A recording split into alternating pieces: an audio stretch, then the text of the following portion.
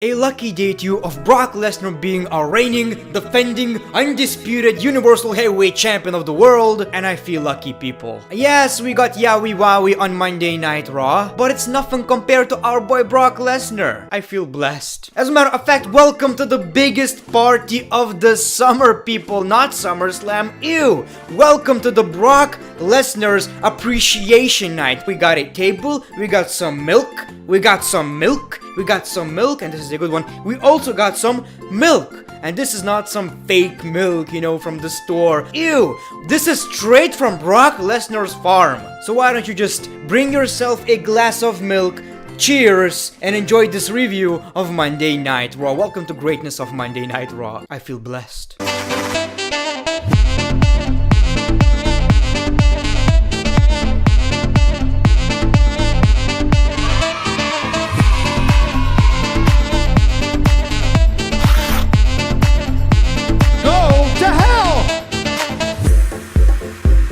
Welcome everybody to another episode of Greatness of Raw. How are you guys doing? And this is our second day of having Brock Lesnar as our Universal Champion, and he was actually on Monday Night Raw. Wow!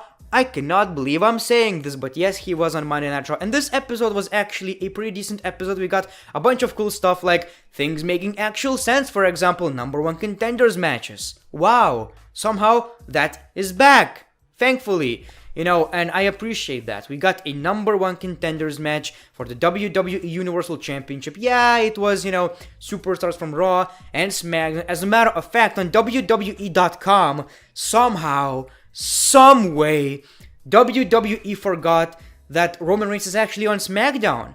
They listed him as a Raw superstar.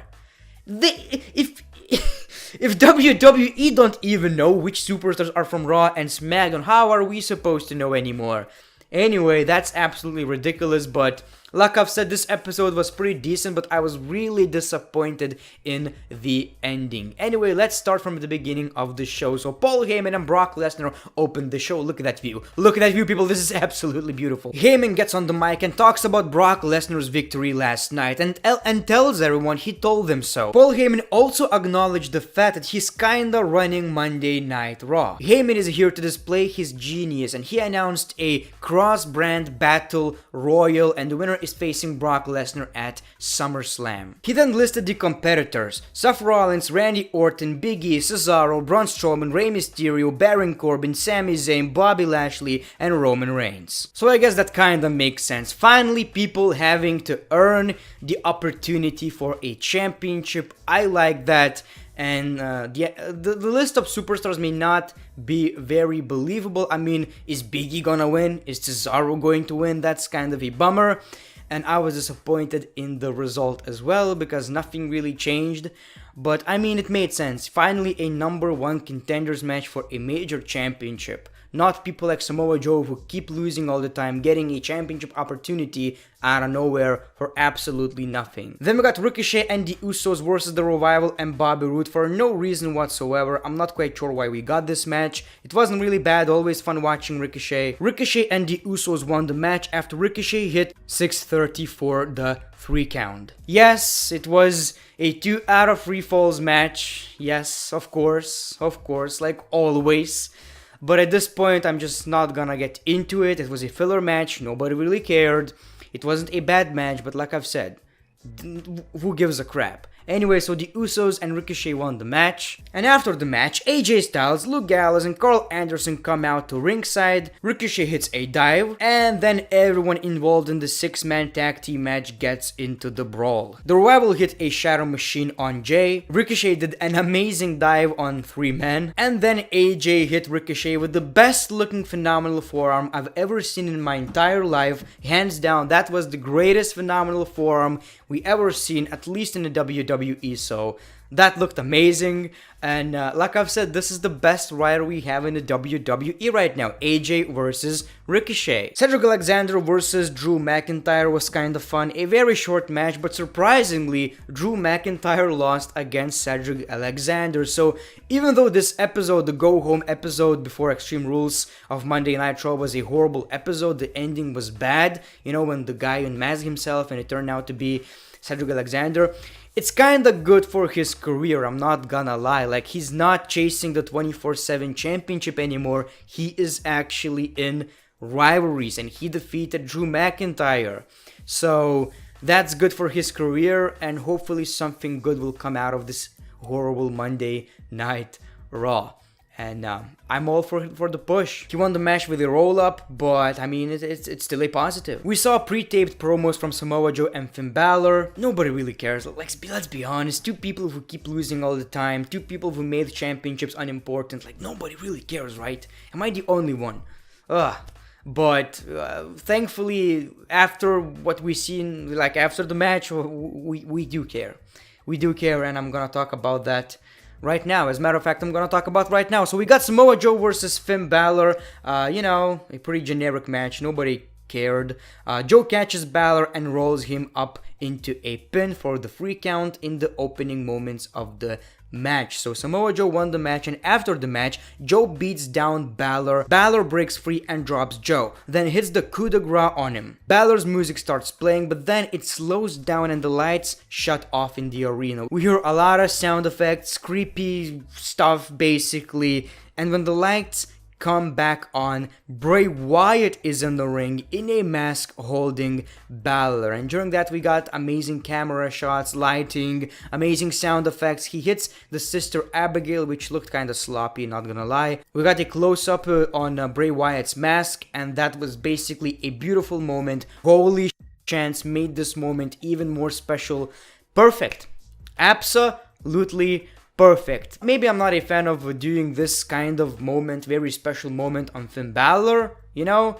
If he did that on someone like, I don't know, Randy Orton, Brock Lesnar, Seth Rollins, Roman Reigns, maybe I would care even more, but the moment itself was perfect. I'm just not a fan of him doing that on Finn Balor, since Finn Balor doesn't have any momentum. And then we remember this horrible rivalry between Bray Wyatt and Finn Balor back in like 2017, where we almost got a sister Abigail. Thankfully, Bray Wyatt got injured, yes I know, but thankfully saved his career. And we didn't get that match. We got Finn Balor versus AJ Styles instead, but they are now continuing the rivalry, unfortunately, I guess. But maybe it's going to be different this time.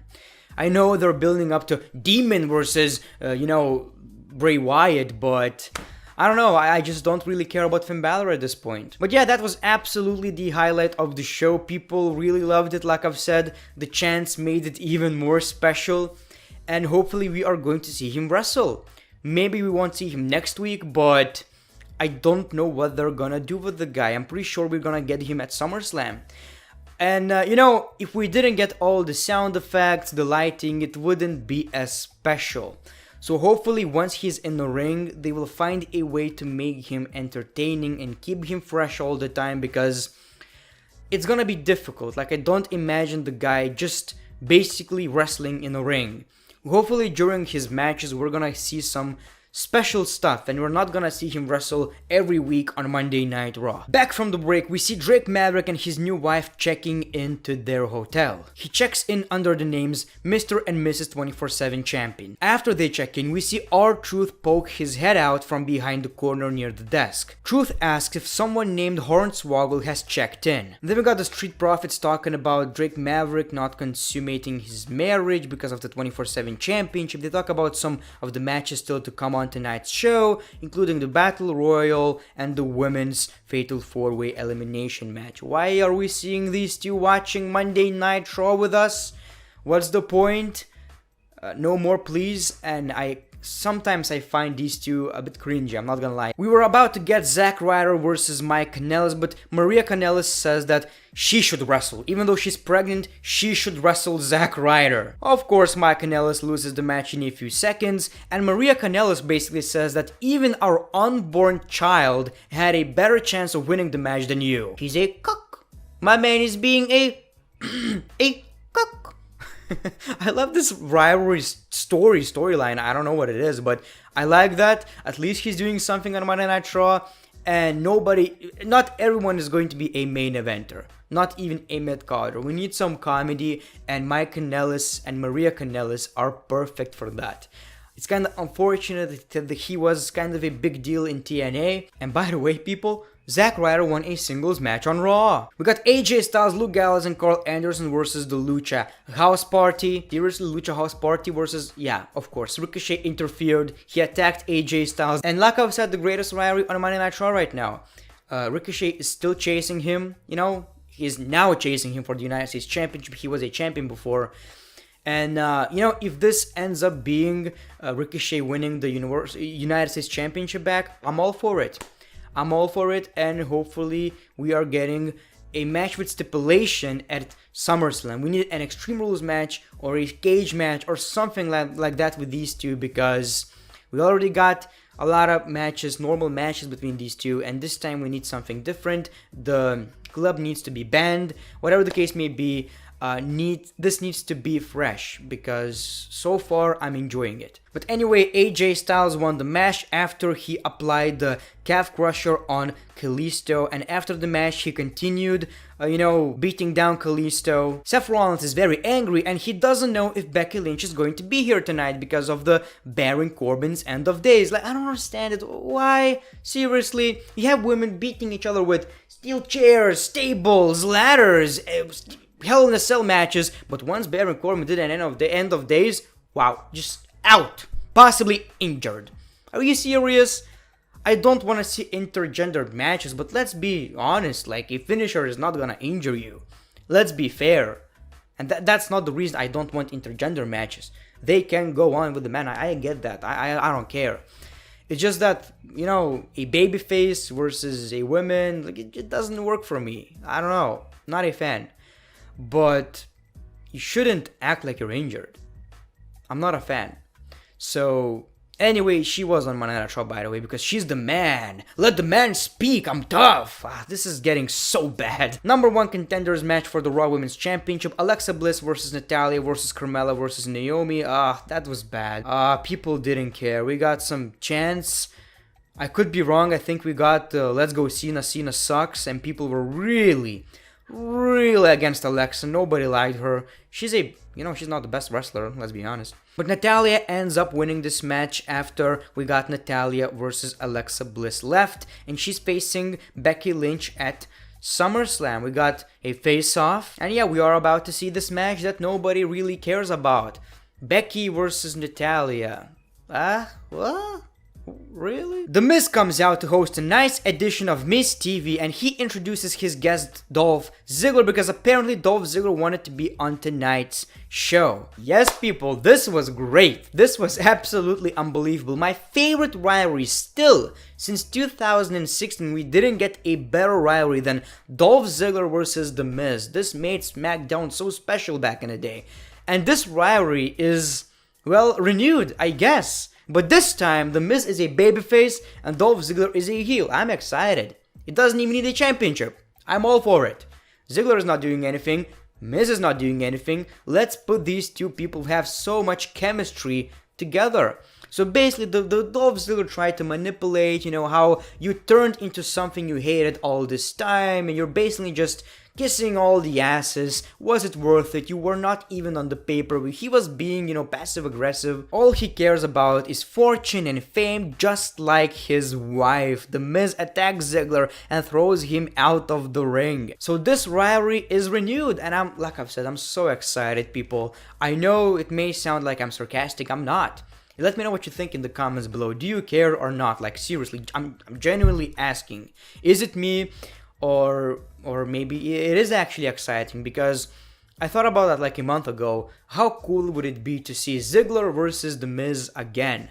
And we are getting that, and like I've said, the best thing that could happen to these two right now, hopefully people will care, because I do. We see Drake Maverick in bed, basically just ready to get it on. Let's be honest, he was ready to get it on. But turns out this guy is actually a referee, and R-Truth is somewhere. He's right here, and he pinned Drake Maverick, and we got the new 24/7 champion. Do I need to say anything? The best thing on Monday Night Raw. And we got the Battle Royal for a shot at Brock Lesnar's Universal title at SummerSlam. Like I've said, Rollins, Orton, Big E, Cesaro, Strowman, Mysterio, Corbin, Zayn, Lashley, and Roman Reigns. Cesaro was the first one eliminated, then Bobby Lashley, then Big E, then Sami Zayn, then Rey Mysterio, then Baron Corbin, then Braun Strowman and Roman Reigns. But you see people, Randy Orton for example, was never eliminated, so we got Seth Rollins and Randy Orton. I was like, you know what, I'm all for Randy Orton versus